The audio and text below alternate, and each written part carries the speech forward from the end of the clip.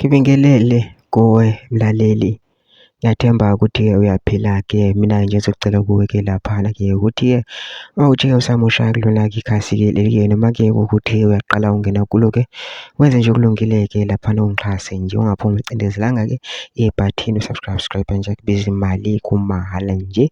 Okhiphe nesenti-ke lemnyama-ke leli kwenza ukwazi ukuthi ube sethubeni lokuthi-ke uqhubeke uthole nezinye-ke iy'ndaba-ke ezintsha-ke nje ezolongeza nazo.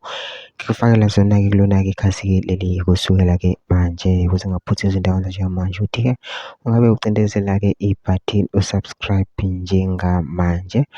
Udaba ngilethele lona-ke namhlanje-ke la ngize kukhuluma-ke ngodaba-ke olujulile-ke laphana-ke latrenda kakhulu ey'nkundleni zokuxhumana ngenyanga kaMashi, la kwavela khona ubaba onguGugu Dlamini. Wavela-ke laphana-ke ejele-ke ebuzwa ukuthi-ke yini waboshelwani-ke, sewasho ukuthi-ke waboshelwa icala lokudlwengula-ke laphana-ke, kodwa-ke akazisoli-ke nokuy'sola nakancane ngoba akazange yena akwenze lokho, akazange alenze icala, akadlwengulanga muntu-ke. Kwabe sekuvela ukuthi ingane kuthiwa-ke uyidlwengulile ingane kadadewabo-ke laphana-ke.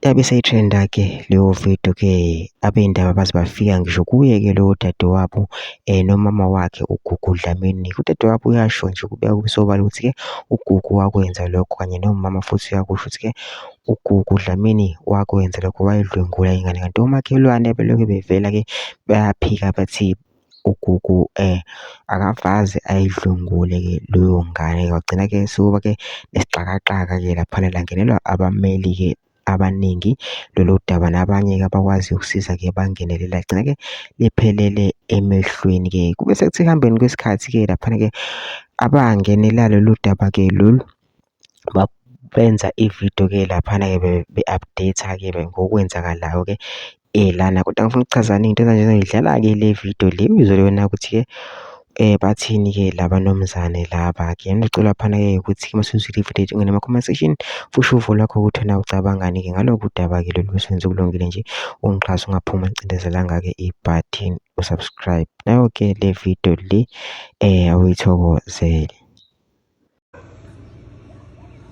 South Africa, sanibingelela ngane zawethu namhlanje mhla ka-7 kulo nyaka 2025 enyangeni u-April. Bangane zakuthi siphuma ngapha ejele eMaritzburg-ke njengoba sisodabeni likababa umfowethu uGugu kaDlamini.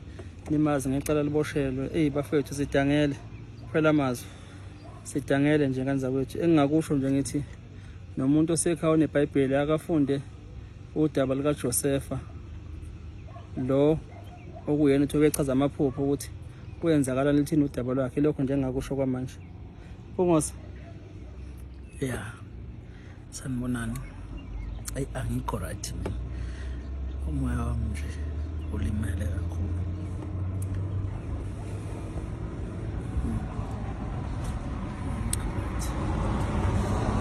So kuningi nje mfethu okwenzakalayo.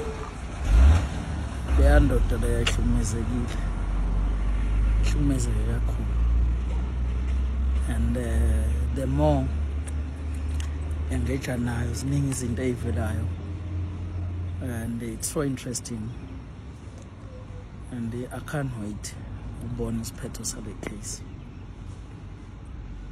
Kunzima